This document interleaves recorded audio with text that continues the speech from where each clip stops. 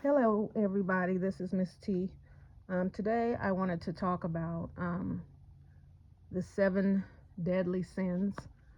I we are going to get back to the lineage reading out of Genesis. We are going to go get through with that, but I wanted to um, go into this because as I'm thinking about things that have been taken out of the Bible. Um, I'm wondering if things have been added to the Bible. Um, so we're going to discuss the seven deadly sins. Um, I'm pretty sure everybody has heard of the deadly sins. I've never went through each one or thought about it really until I found out that they're not these the seven deadly sins are not in the Bible. They were written. They actually started out with eight, and it was written by Evagrius Pontius, and he had written eight. And then later on, Pope Gregory revised it to seven. Um, they don't really. I don't know if people just assumed that or that it's in the Bible. I don't know, but uh, that's more. It's more. This is what we know as the deadly sins, and it's actually cardinal sins from the Catholic Church. And the first one is pride, and that is your being excessively believing in oneself, like you're the greatest and nobody's above you. You're you're prideful. And then there's greed, which is excessive desire for wealth or whatever it is that you desire. It's greedy to just want it all to yourself. And there's wrath, and that's the uncontrolled feeling of rage and a desire for vengeance. If someone does something to you, it's stuck in your head. You can't get out of your head. You want to get revenge on those people. So that's um, what that is. In another thing, um, in the Bible it says, "Vengeance is mine," saith the Lord. So vengeance is ours to take out on someone. Is the Lord's. Um, envy. Envy is desiring something that belongs to someone else. So you're some people say admiring, but when it's excessive, that you start treating that person a different way or some kind of way because of what they have that you want. Lust is excessive illicit sexual desire. If sexual if that's the only thing that you think about, or you have to everything in your life revolves around that, um, that's excessive.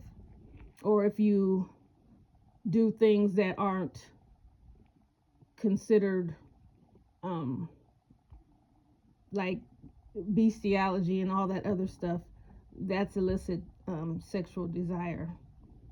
Gluttony is overindulging in pleasures, and that could be food, um, whatever it is. And sloth is lack of concern for yourself and for others.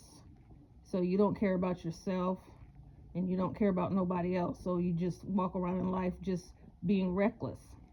Um, so they made these seven deadly sins. Um, like I said, it was the Catholic Church. Um, so I just took it as these are the deadly sins. I never really realized that these weren't in the Bible. And so when I go look into the Bible, Proverbs 6:16 through 19, it says, 7 things God hates, calling them an abomination. And haughty eyes is one. And that's sort of like the same thing. Well, you have lack of humanity, you're arrogant, and you have like an attitude toward people, like you snub people because they're beneath you, or you feel like they're not on your level, and so you treat them a certain way. It says lying tongue. So we all know what that is. That's telling blatant lies. You know that it's not the truth, but you say it, you tell it anyway. Either to harm someone or to gain something. But the lying tongue is one, and these are in the Bible. Shedding of innocent blood, and we know it says innocent. And I thinking about what innocent blood means, because in the Bible it says thou shalt not kill, and people have conversations or arguments about what that means. But when I read this, it says shedding of innocent blood, and to me that means that there's people that aren't innocent, that you may have to shed their blood. If someone's trying to take your life, you may have to defend yourself. That's the only reason I could think of why you would have to shed someone's blood. But just to go out and take someone's life, that's one of God's 7 sins that he hates, and it does say hate. And a heart that devises wicked plans. So if you sit around thinking of things to do to other people to harm them or whatever, you just have a evil heart. Feet that are swift to run to evil. So if you see a group of people and they're attacking someone and you want to join in, so you go and start attacking them too. A false witness is making up lies. That's again lies about something, and it's also harmful because it's usually they use witnesses in a trial, and this person there has been a lot of people, and I'm going to say black people, who have been put to death because of because of a false witness making statements that weren't true and causing someone harm. So one of these things that you do can put all of them together. So if you lie on someone and you say that, like the lie was that young black men were attacking white women, and they would get the death penalty. And so that lie is you're able to tell that lie, that that someone's going to be put to death. You have to have a heart that devises wicked plans, because if you had any kind of decency, any kind of caring, you wouldn't be able to have someone lose their life, an innocent person lose their life because of something you said and you knew it was a lie. And then it can you're shedding innocent blood. This person did not do anything to you. They did not touch you. but you're telling this lie, and now they're going to be put to death, and so you're shedding their innocent blood. And then of course you have a lying tongue. You are making this story up for whatever reason, and um, you're causing harm to another person. So any one of these seven deadly sins can cause you to do all of them at the same time, or cause you to do one and then all of them fall into place. Now when they call them deadly sins, it's not so much deadly that if you do them that you're going to die right then and there. But what's deadly about it is that if you are continuously, if this is the type of life you lead, or this is the person that you are, and you don't come to God, then in the end you will lose your life, because you won't be able to make it to heaven. I don't know I hope I don't know anyone who purposely goes out to hurt people, or I know there are people, but I don't think I know personally people that go out to harm people, go out of their way to harm people.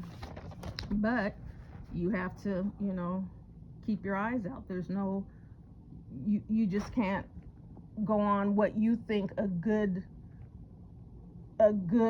human or a good person would be like. Like, people may not be like you. You may have been instilled with certain kind of morals, or you were raised this way, but that doesn't mean the next person was. And so they're not going to see the things that you see in the same way.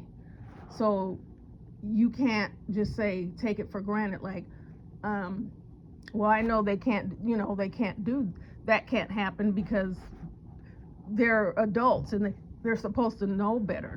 They're supposed to, don't lie. Adults aren't supposed to lie. So, when you get past all that and know that all the wicked in the world, the evil in the world has surpassed, has gone way beyond what you could have imagined, there is nothing that can't happen in this world.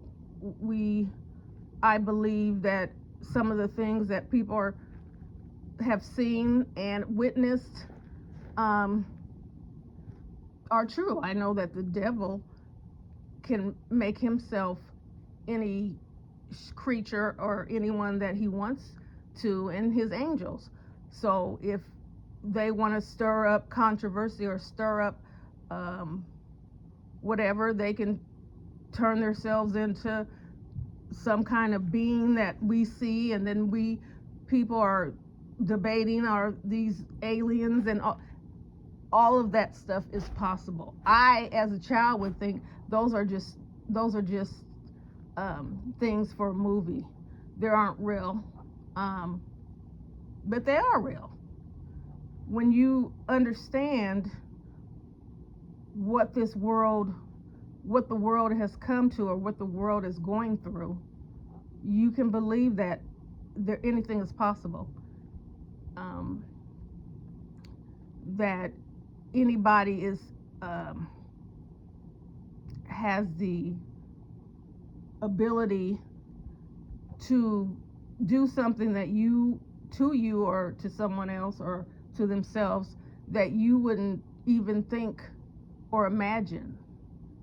Like, I sometimes, when I hear something way out of this world, or something happened, somebody did something, I think to myself, who sits around, who makes these things up? Where do these things come from? What mind thinks of evil things that people do? We all know about the YouTuber and his wife that were unalived on a live stream by another YouTuber. I suppose they were beefing for many years, I suppose. I don't know. And it got to the point where, you know, the doxing or whatever, and sometimes I guess telling a few lies on each other, or on one telling on the other. But for this to go as far as it went, to taking the lives of two people because of a little,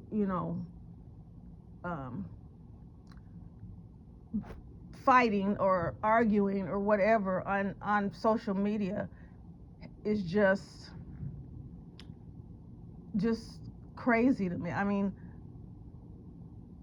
you went as far. Now, first of all, I believe the man drove around all day long, because when I seen the first live, it was daylight. He was talking about he was looking for his fan or whatever, but it was daylight. And when he when he actually did what he did, it was nighttime. So you had plenty of time in your head to say, this is not worth it. This is not worth it. What I'm going to do is I'm going to change my channel, or whatever, get off YouTube, or whatever. You had plenty of time to say that this is not what I'm going to do. This isn't something that I should do. But in all that time that you were driving around looking for these two people, your mind was already made up that this is what was going to happen. So now these two people lost their lives, and their children are never going to see their parents. Both their parents are gone. Their family's not going to see them anymore. And you're going to see your family behind bars.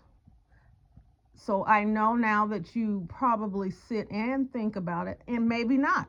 Like I said, people's minds are so just created differently. Like, it doesn't seem like the first thing people come to is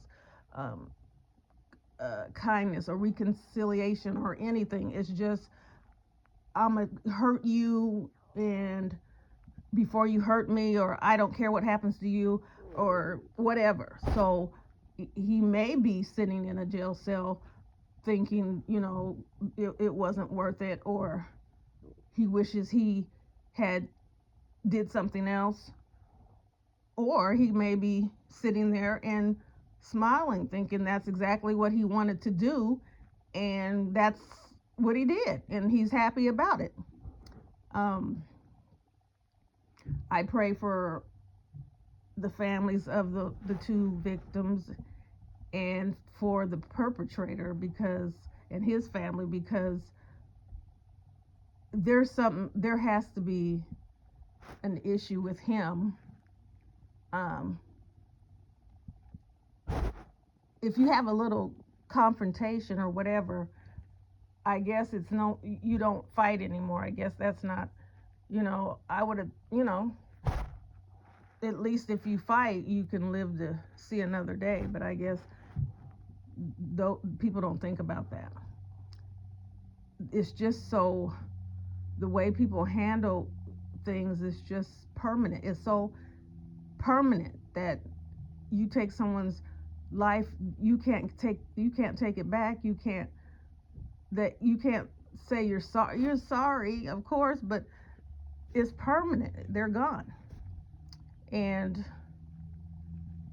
it's just, I don't know if people are really working. Like, it's just so much mental illness, or maybe it's just that sin has invaded. When a snake bites you, you have to suck the poison out, because if it stays, it travels and then it starts to shut down. So that's just like sin. If you don't get sin out, um, it's going to travel. It's going to catch on to other things and make these things. So that's what it's like. You have to cut it all of it out. So you can't say I'm going to do this, but um, a little white lie isn't going to hurt. Well, yeah, a little white lie is going to hurt. And plus, it says not to lie in the Bible. Or we compromise. I'm just going to, we always say this is whatever, the little bit is not going to hurt. But you shouldn't want to even jeopardize or have to fight with those demons um, at all. When you decide that you choose God as your savior, you feel you just feel relieved. I mean, you don't have to worry. It's like you don't have to worry about things, because things that the world is worrying about are not important to you, because you know what God has promised you. So you're not just really sitting around worrying about um, things that aren't, uh, you know, important to you. So I'm just hoping through some of my uploads that someone who is going through something, um, who is doesn't know where to go, doesn't know how to change, or just going through a lot of things, I'm here to tell you that God is the only way, period. Um, no one else loves you more than Him. No one else is, you know, cares. I'm not going to say cares what happens to you, but he cares, and all you have to do is call on Him, and He will answer you. Sometimes you can call a friend, and they might not be home, where you get their answering machine. I have the story of one of my friends. It was her situation, and she was she was very vain. I guess that's the word. Um, she we everything centered around her, and that's just the type of person she was, and everybody, I guess, just accepted whatever. Well, she had a friend. It was a guy, and they weren't dating or anything. He was just a friend. And one evening he called her and he told her that he needed to talk to someone, because he wasn't feeling, he was feeling kind of low, and he just needed someone to talk to. And she told him that she would have to get with him another time, because she was getting dressed up because she was going out. And so the next day, we found out that young man took his life. Now, I can't say that she could have saved. I don't know, but just for the fact that man said to her that he needed someone to talk to, and this is your friend that you couldn't take out 30 minutes, whatever, however long, to sit on the phone and talk to that man, that might have made a difference for him. But we sometimes just go through life like robots. Like, I have to make this amount of money, pay this bill, make sure I get this. The more, it's like everything is day after day. We're programmed to do this, do that, and we stick to that and nothing else. We don't have time for anything else. And that's not a way to live. But I just, like I said, I'm just praying that anyone who is searching for the Lord or searching for guidance, um, pick up the Bible, go read Psalms, um, pray, ask God to show you how to talk to Him, ask Him to show you how to come to Him. Men probably think it's not manly or whatever, cool or whatever, to seek out the Lord, but I would hope that you understand that it's not a game. There is an end result that if you don't turn your life around or you don't repent and come to God, that your ending is not going to be good, and women too. But I just know that men, there's certain things that men don't want to do because it doesn't look right to them, like it doesn't seem right to them. People would call them a certain name or say that, you know, they're weak or whatever, but that's your life, um, not someone else's. You have to be held accountable for what you do and not anybody else. So what you have to do is block out the white noise. You have to block out the white noise, the noise that you're listening. People are telling you in your ear, man, come on. I know you ain't. I know you're not going to listen to that. You're going to watch a program talking about, man, but if that's your friend, a friend should understand what their friend, if that's your friend, you should understand if there's something that important to them, that you should, even if you don't want to indulge or you don't feel it's important, you should still support your friend, uh, because that's what a friend means. If you're not a friend, you're not doing those things, then what are you? Are you a friend? Can people really know the definition of what a friend is? How a friend is supposed to be? Um, my friend, and I know this is probably because I always go all over the place. But I know that my circle, well, I don't have a circle anymore. It's a dot. Um, because when you're in sin, you might just be hanging around with people because the devil brought you together, not not knowing that neither one of you are good for one another. You just might have the same habit, might have the same bad habits or bad whatever.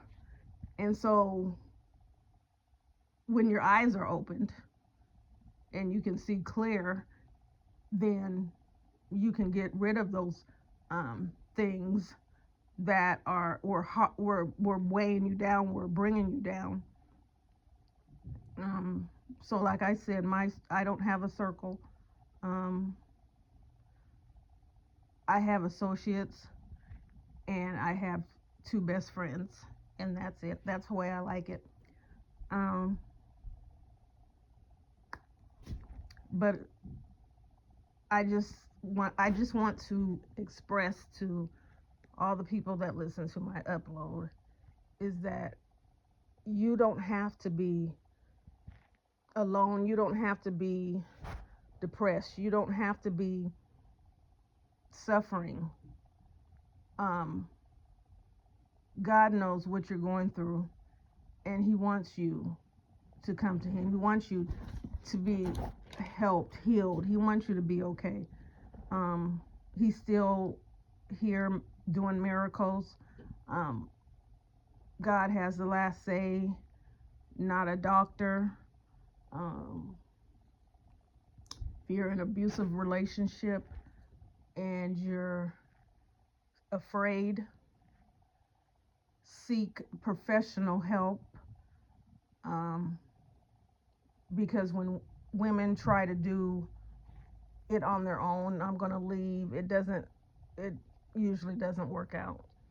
You have to be smart about it, make a plan, and, keep God with you and ask Him, I'm ready to um, get out of this. I'm ready to move on and have a better life, and let Him guide you. And people, this is seriously what I do. I sit most of the time. I sit when I have a issue or problem or whatever. I just sit still, and I just don't say anything. And then things just something just pops in my head, and that's what I go by. Um, it might be God's talking to you. Some people be like, I don't actually hear a voice. I don't hear a voice, but I do hear my answer, or which way should I go, because if I try to do it, I'm going to mess it up every single time. If I try to handle the situation, it's not going to go well every time. So that's why I trust in Him, and so I leave it up to Him. So before I get off of here, I'm going to go back to our list of sins. I will read the Catholic's list, which is a good list, but it shouldn't be over what the Bible says. And I was just wondering, I've never heard of the list I thought this was maybe from the Bible, I suppose, but anyways, so if you're prideful, and if this is you, you can still change. You can still change, turn yourself around. If you're greedy, if you have wrath, if you're envious of things, of people, if you're lustful, gluttony, you overindulge in a lot of things, then you can still turn away from these things. These are the sins that God hates, and He calls them an abomination. And haughty eyes is the same as not having lack of humanity. You don't have kindness in your heart for other people. You're arrogant, like, I got it out the mud. Let them. I'm not going to show you how to get it. I had to, get it on my own. That attitude that you have, instead of a loving attitude. You're lying.